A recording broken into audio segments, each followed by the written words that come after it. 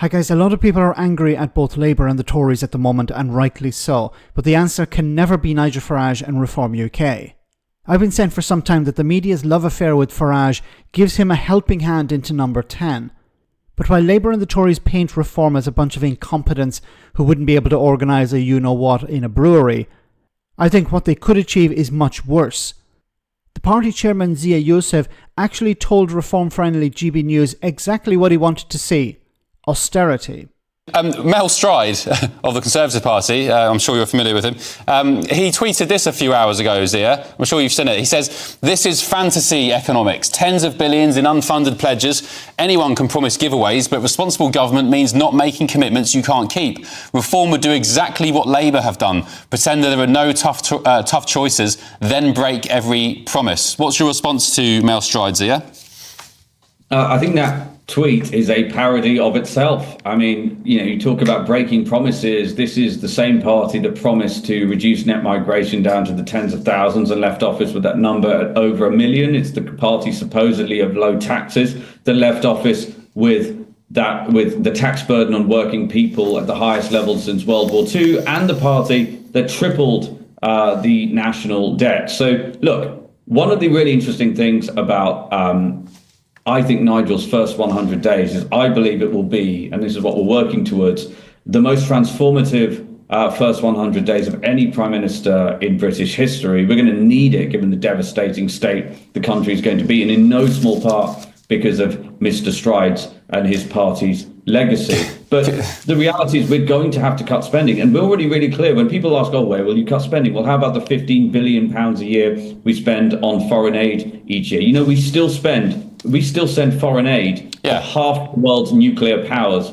And there's nothing about that that's remotely acceptable. No. The taxpayers' expenses just on net zero alone are north of 12 billion. The asylum hotels and the cost of illegal migration, somewhere between 7 and 18 billion, depending on which analyst you listen to. So Nigel's got 30 to 50 billion pounds in cuts that he can make that are going to do nothing other than improve the quality of life.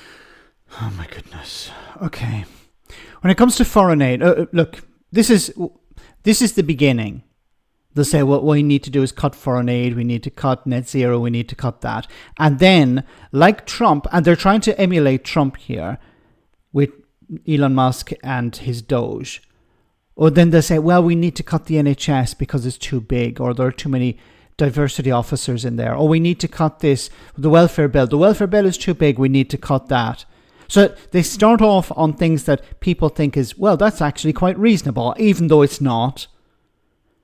Foreign aid isn't just about sinking water wells in poor countries. It's also about soft power. It's also about helping British businesses access certain markets. Look at what China's doing with its foreign aid. So Reform UK wants to make it more difficult for British businesses to access foreign markets. Well done. Well, they supported Brexit, so of course they would want something like that. Then when it comes to the asylum hotels, well, where are you going to put people? If you're going to say we're going to save billions of pounds by closing hotels, okay, where are you going to put all these asylum seekers? In tents, as Andrea Jenkins is suggesting? And then what happens? The people will rebel against that.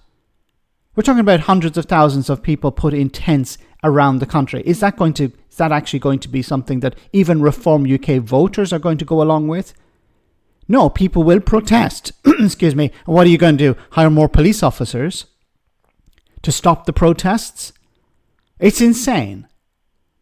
Net zero actually will create jobs, will save people money. Unfortunately, it's been bad. It's been sold in a very bad way. But for example, an aspect of net zero is home insulation. Reform UK have already said that they're going to stop solar farms, which would actually create jobs. So they're against job creation. Now, what they're trying to say is, well, what we're going to do is we're going to cut taxes. We're going to reduce the amount of money that people start paying tax at, which is actually a good idea. So if you cut taxes for people at the lower end of the income scale, that's a great thing for them in the immediate term. But if everything else is going to be more expensive, if you're not actually going to provide support for people in other ways, then they're not going to be better off. It will start off, if Nigel Farage is Prime Minister, as, well, we're just cutting DEI, we're just cutting waste, and then they'll move, like in the United States, and the United States is the canary in the coal mine here, they'll move on to other public services. And this is all about funneling money into the pockets of the rich, and to hell with the consequences. So while people are angry with Labour and the Conservatives, and rightly so, the answer can never be Nigel Farage and reform.